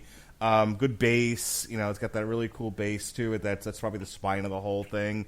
A little bit of a weird tempo for me, but it works here. Before we get to this last track, I'm going to give you my impressions of the entire album because honestly, they needed to cut this next one. I don't know why it's on. Why? I don't know why Mark, it's on here. No, Mark, you are wrong. No, Your Didn't they opinion do is some- wrong. this is And we're not Ailstorm. afraid to tell you when your opinion is wrong. I don't know swear why they you would did say something such. like this on the previous album, though. I don't know. swear that they did. Okay, first of all, I don't know why you would say such a dicky thing like oh you're wrong, but I can't imagine where I might have learned that behavior. really, yeah, I You don't know, know. I really last feel I was 15 minutes. inspired by a great source. Let me stop bouncing this ball for a second. No, this next one, like, this feels like, this. I know Jesse's fucking obsessed with this. So I'm going to say it, and he's like, "You're no fun, sir." To which I say, "Pfft." But this is this Okilly You get mad when that's my response to you saying I'm no fun. Okilly Dokilly is like Ailstorm for dogs. I like, but why? Which is God, I perfect. love Ailstorm. Dude, they... Go ahead, Mark. So this really should have been the last track on here, to which I would give this album an A-. I think it's much better than Howdilly Twodilly. I thought this was a much more competent, much more mature album for this kind of a band, and I really enjoyed it, despite it not necessarily all the way being in my wheelhouse. And I thought that if they had just ended it here, it would be perfect. But instead, we get this ridiculous fucking Okilly Dokilly. You know, your wife probably really likes Okilly Dokilly. She definitely likes Sister Hazel, I'll tell you that much. All right, real quick, let's get back to Wrong God for a second there, Winfree. This is actually a really great line that they've kind of chosen here, because it's almost a throwaway setup in the episode in question. This comes from season 8, episode 17, "My Sister, My Sitter." Not an all-time great episode. But Lisa just becomes a babysitter and winds up being left in charge of Bart and Maggie while Marge and Homer go to a thing, and Bart resents this because he's a vindictive little shithead. And again, bad stuff ensues. But to get this thing going, again, kind of the impetus is Lisa's been expressing a desire for more responsibility. There's a knock at the door. It's Ned, and he's talking with Homer, and he says, "Hey, Homer." This is like one of my favorite interactions between Ned and Homer that no one remembers. "Hey, Homer. So Maude and her mother, I think it's her mother, cousin, aunt, some group, were just taking a trip through. We're on vacation in the Holy Land. This is the type of line they could never get away with today. And I guess they must have kneeled in the wrong place or prayed to the wrong god, and now they're being held hostage by radicals." No. Well, that really, that's not. And Homer's response, "Well, if held hostage by terrorists, huh? Well, if I were you, I'd kick their asses." Well, yeah, I mean, look, the consulate assures me it's a routine hostage taking. I just got to go down there to the embassy, sign some paperwork, and it'll all be cleared up, in the next few hours. But I can't leave Rod and Todd alone. I'm wondering if you could, watch the little ones while I deal with this. "Well, I'd really love to want to help you, Flanders," which again is just like my favorite Homer line ever. But he proceeds to go on then. But Marge was kidnapped in the Holy Land, and Lisa pipes up and says, I'll do it, and things progress from there. But just the subtle kind of nuance of "I'd love to want to help you." What'd you think of the song? I get why you guys like it. Again, this is not a bad song. It's just not necessarily my particular cup of tea. Okay. I love the beginning. Again, bits of the setup, and then when they have the non-growly singer kind of provide a nice counterpoint vocally, I think it kind of works. But I think this is a song that I believe it's one of the longer ones on the album, because there's a few that are like 90 seconds. This one I think is 3 minutes and change? 5 minutes and 30 seconds. Okay, my mistake. I'm misremembering. I feel this song drags the longer it goes, but there's definitely bits to it that they really do kind of work, and they provide wonderful bits of counterpoint to there's other members within the band. And there's some nice guitar stuff that gets done in this song. Jesse. I thought the vocals were interesting there at the beginning. Like they really changed some stuff up. It felt like, just I don't know. It felt very kind of like Alice in Chains, Lane Staley-ish, in my opinion. I didn't do it all again. Yeah. One of Mark's favorite bands. Ow. And they apparently love us. I've heard they come to kill the rooster.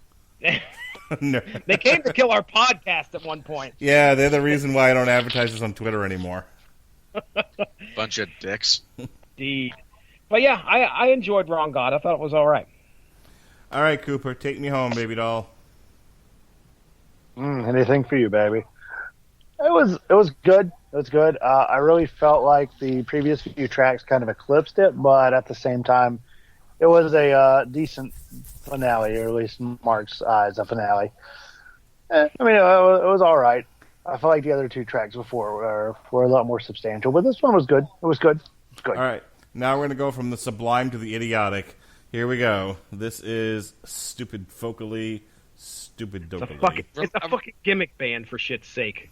Reminder that Mark has defended the Transformers franchise. Oh, God.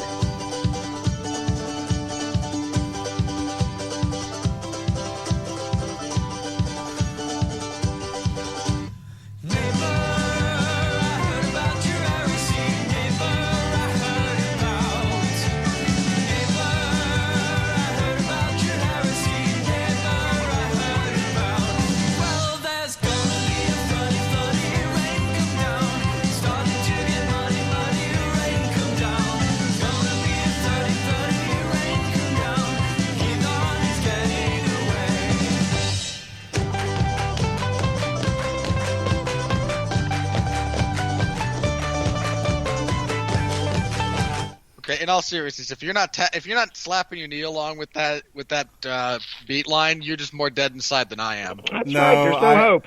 I was tapping my foot, but I also felt like there should have been a bunch of river dancers, drinking beers and. I'm going to save this entire song for you, Mark. I can. Okay. I believe it or not, I'm going to do it. Okay. I can tell. Here's the genius of this song. This is not an original composition by the band. Right. This is an actual song that Ned, Maude, Rod, and Todd sing at Homer in nice. Season 4, Episode 3, Homer the Heretic. That is perfect. They show up at his door, they knock on it, and I think the only thing they add musically to this is when he originally does it, he just says, "Hey, neighbor, I heard about your heresy." And then just kind of goes into the song with his wife and kids to bring his neighbor back into the fold. And then that bit at the end when they say the heathen is getting away, that's Homer like getting into his car and driving off. But no, this is actually mostly just the song that they sing. Ned has an acoustic guitar that they sing in this episode when Homer becomes deeply heretical. It all spawns from him just deciding to not go to church one day, and it's the worst day ever to be in church. The radiator breaks. The furnace breaks down. It's minus 50 before the wind chill kind of thing, and he's just toasty in his bed like a cinnamon bun.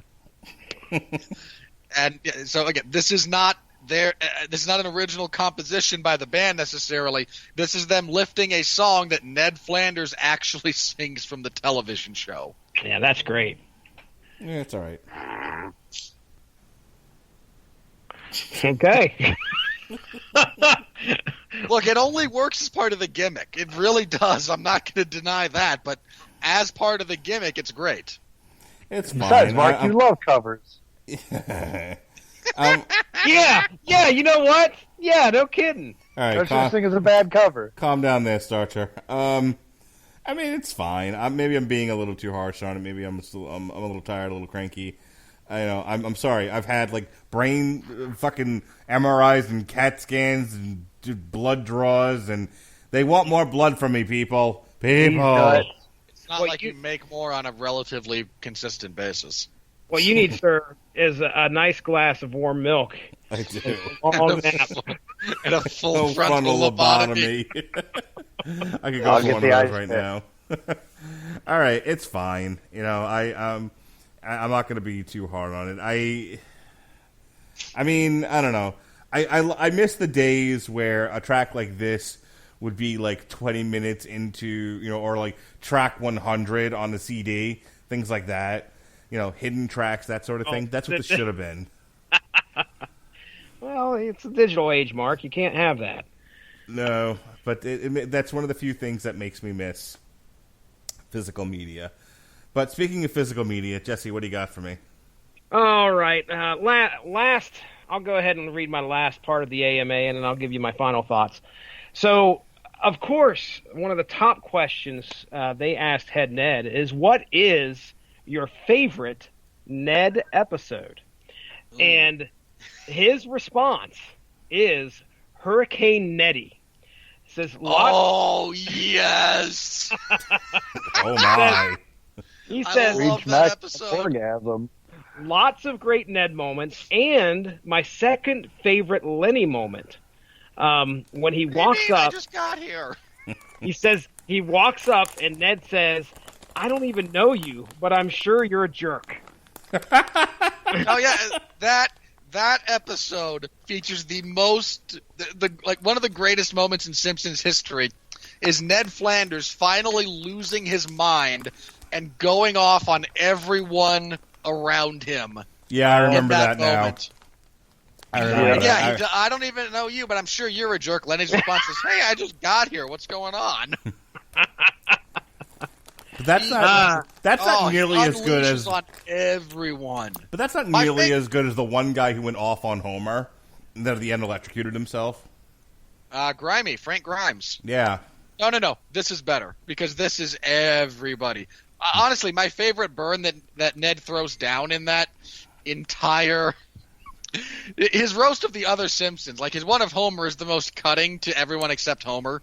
When he just tells Homer, you're the worst person I've ever met. And Homer just goes, hey, I got off kind of easy. But, I mean, no, he tells Marge, like, no, we're supposed... I can't feed my family with your good intentions, Marge. Your place is out of control. Your kids are little heathens, but we can't say anything because you've got good intentions. Bart jumps in, hey, back off my mom, man. Sorry, dude. Wouldn't want you to have a cow, man. Here's a catchphrase for your adult years. Hey, buddy, got a quarter? Lisa pipes up, Mr. Flanders, with all due respect, Bart didn't... Oh, is that the sound of butting in I hear? It must be little Lisa Simpson, Springfield's answer to a question no one asked. Perfect. My goodness. So and he goes on, he hits everyone else. Oh, the cop.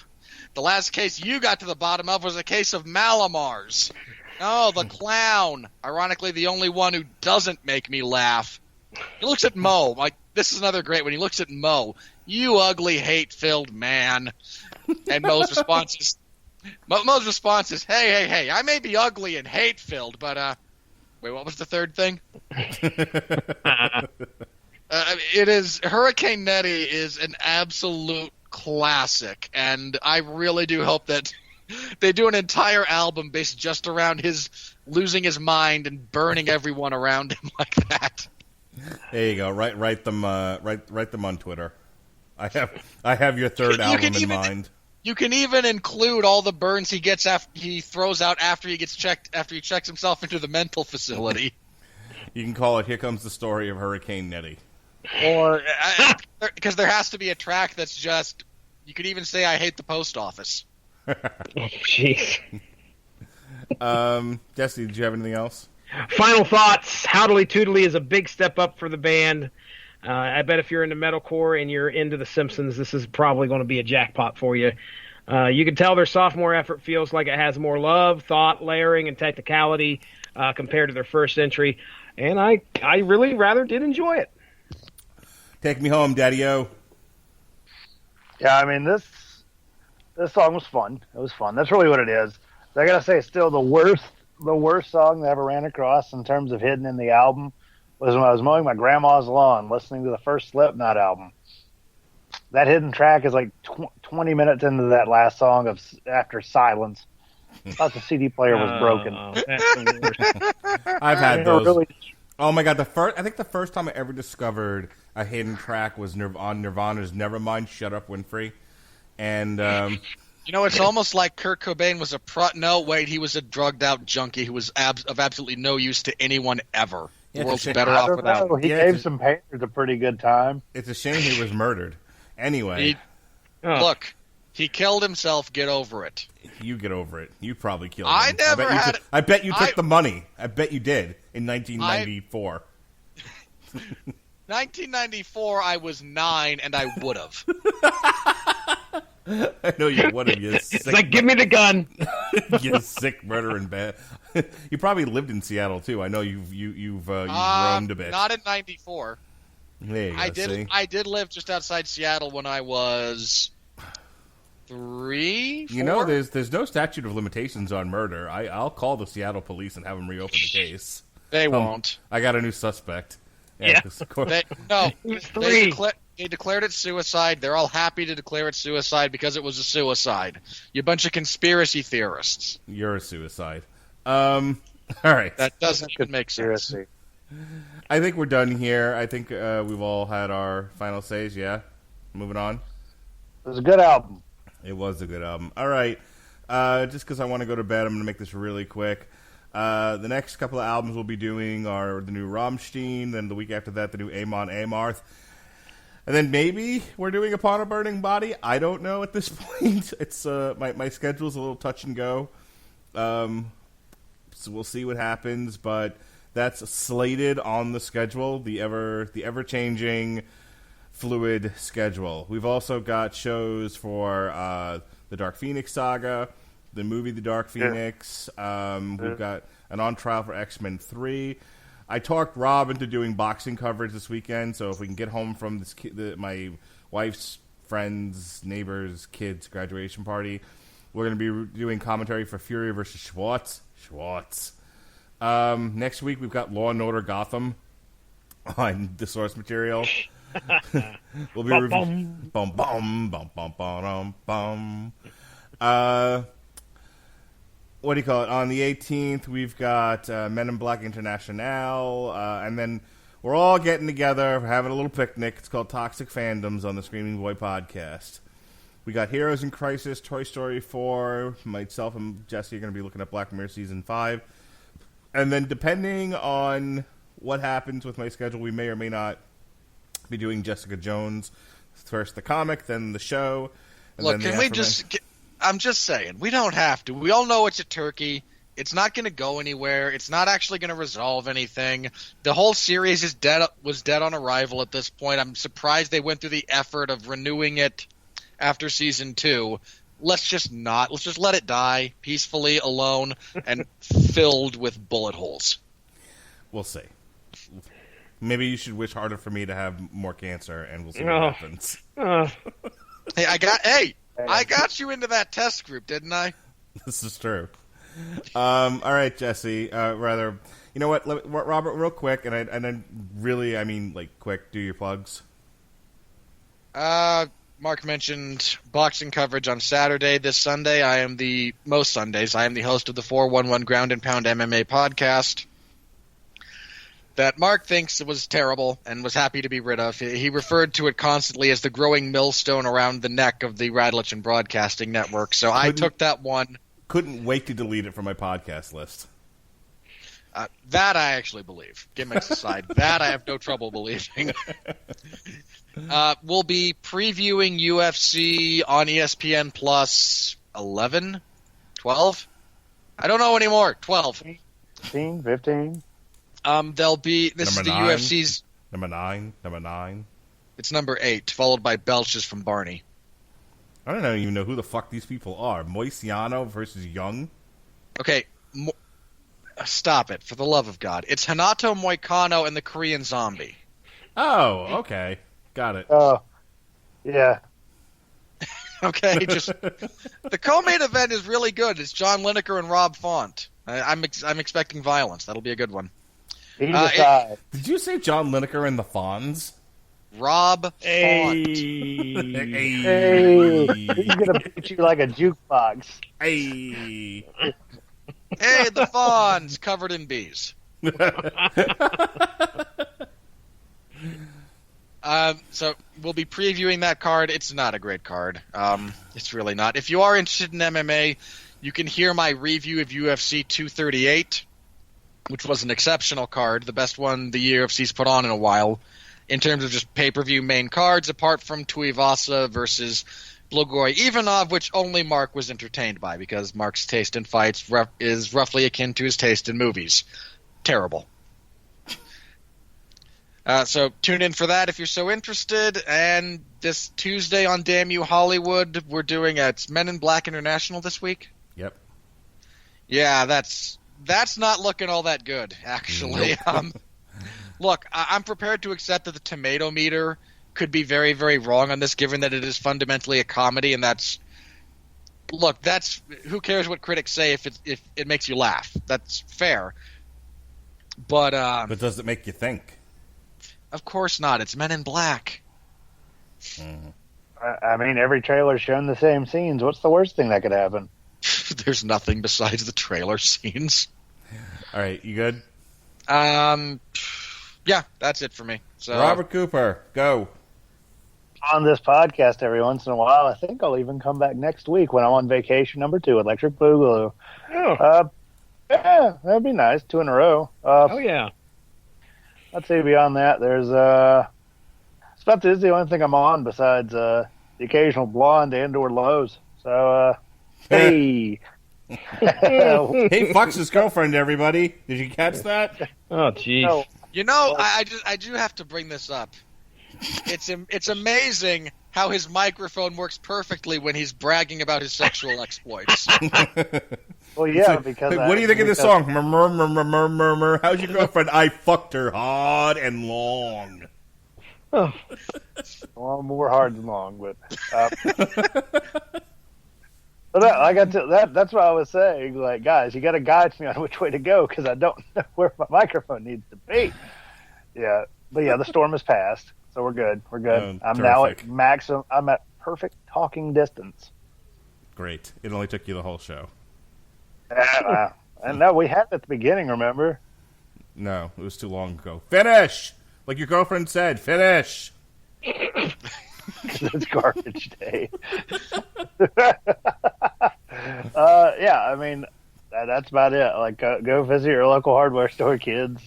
I'll be loading mulch. Great. Jesse Starcher, end this shit show already. Oh, my goodness. Ladies and gentlemen, go give the Radulich in Broadcasting Network Facebook page and like to stay up on top of all the great podcasts that we have available out there. We talk wrestling, we talk TV, we talk movies, we talk comics. I'm sure there's something out there that you would enjoy. All you have to do is go to your favorite podcatcher, whether it be Podcoin, heavily touted by Mark Radulich here. You can get paid for listening to podcasts. Mark, seriously, the way you shill for them, it does sound like you're reading copy. Are we getting paid by them? I can't talk about that right now. There is no we. I get all the monies. The premise is apparently you can download this app and you will get paid to listen to podcasts. That's right. So, and we're on there, man. Just download Podcoin and search for Radulich. You will find our podcast. And you'll get paid for listening to us. Trust me. Finally, it's worth it to listen to our bullshit. I was going to say, you've suffered long enough for free. Now we can pay you. I hope you get paid by the hour and not by the podcast, because it's going to take a while to actually make it worth it. It's by the podcast, I'm pretty sure. Oh, son of a bitch. But you only have to listen to at least 10 minutes of a podcast before it'll count as played. Very good. Very good. Type in RADULICH in any podcast platform. But use Podcoin. Yeah, sure. There's iTunes, which apparently is going to die. So I don't know how much longer that's going to be around. But I'm sure in some form or fashion it will be. Please leave us a 1-star review on iTunes. Yeah, I mean, we're not going to ask for very much. Everybody asks for a 5-star review. They all beg for a 5-star review. I'd like a 1-star review. Please, and leave a comment that we're all a bunch of fuck knuckles. Hey. In all seriousness, just go for the 2.5 and just bombard us with forgettably adequate. Yeah. Exactly. So we do not stand out from anybody else. That's what we're looking for, just to blend in. But yes, that's all I have. Hey, I'm ready to get out of here, Mark Radulich. Take us on out, buddy. All right, folks. It's been a show, that's for certain. Be well, be safe, and behave.